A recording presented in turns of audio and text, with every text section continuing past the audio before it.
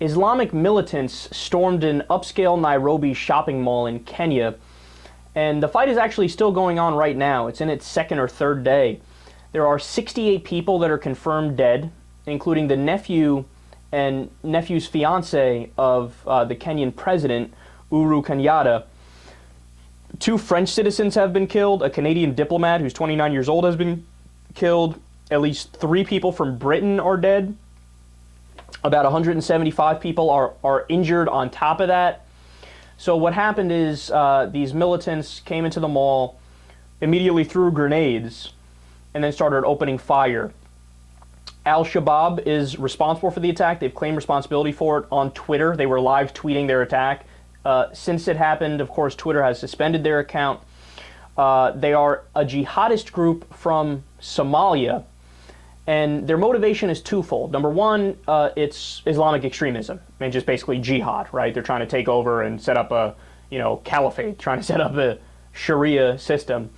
And they actually spared the lives of anybody that knew Muhammad's mother's name. Isn't that amazing? Like, that's true religious fundamentalism right there.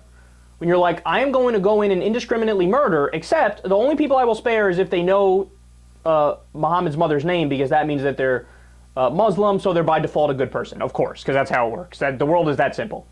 So that's the first motivation, and the second is actually payback for Kenyan troops who were aiding the government of Somalia in their internal fight against Al-Shabaab. So for those who don't know, Somalia is like one of the worst places in the world to be. That's actually the case, demonstrably so, with the murder rate, the rate of guns per capita, income, stability of the economy. It's almost nothing but warring factions all over Somalia. And the government of Somalia is always fighting these, different warlord factions and different extremist groups. One of them is Al-Shabaab, which is the jihadist faction of Somalia. So when Kenyan troops gave aid to the Somalian government to combat essentially the terrorism within their borders, they viewed that as, well, that's unacceptable. So then they went to Kenya and they did this attack, of course, against civilians at a mall. There was a massive terrorist attack in Nigeria this week. This one was done by Boko Haram, which is another Islamic extremist group. What they did is dressed up as soldiers and set up checkpoints along a highway in Nigeria and gunned down all the travelers. Think about that, man. Because, look, I've seen a couple documentaries where they show where if you travel through different parts of Africa, there's checkpoints all over the place.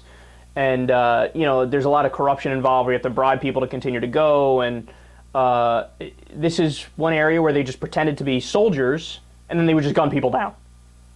Man, it's incredible to think of the atrocities that still go on all over the world.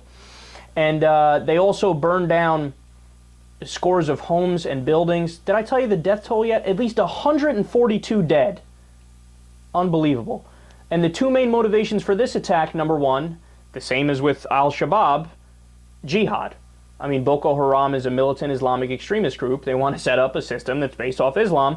And number 2, revenge attacks against residents over the emergence of vigilante groups that have formed to assist the military. So in other words, similar to what's going on in Somalia, the military of Nigeria is trying to beat back these extremist groups and Islamic extremist groups that are trying to take over different parts of the country. And there are plenty of civilians who got tired of the Boko Haram and other groups, so they're essentially making their own groups and joining the side of the military to fight them back. Well, that's when Boko Haram says, well, now we're going to come after your family and come after you and kill all of you and do these fake checkpoints. The United States, remember when we declared the war on terror? Okay, we explicitly had in mind jihadists, whether it be Al-Qaeda or Al-Nusra Front, another one, or Boko Haram, or Al-Shabaab. Shabab? I forget how to pronounce it properly. But all those, right? That's who we're supposed to be going after. So ask yourself this question. Why is that not even on the radar? Why have we not... Now look, I'm not advocating that we should get involved in all these different countries, because we'd have to get involved in 40% of the countries around the world, probably. And by the way, we probably already are in all those places with our 900 military bases all over the place, right? But I'm talking about an actual full-scale, attack. And of course the answer is, the war on terror that we're fighting never had anything to do with an actual war on terror. Now look, maybe briefly right after 9/11, the idea was, well, yeah, let's go after Al-Qaeda to try to, get them back for what they did to us. But if that was the original intent, it was quickly diminished by other things. Invading Iraq had nothing to do with 9/11, nothing to do with Al-Qaeda. We tried to topple Saddam Hussein, who had nothing to do with, international terrorism.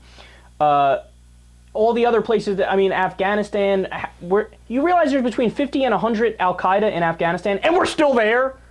Why? You wave the fucking mission accomplished banner, get the fuck out of there, right? No, see, but this shows you. Every time the United States does something when it comes to foreign policy, there's always ulterior motives. Notice, we always end up going to the places that have natural resources. We always end up going to the places that are a vital region in the Middle East that would be very strategically positive for the U.S. if we happen to get control of the region in one way or another.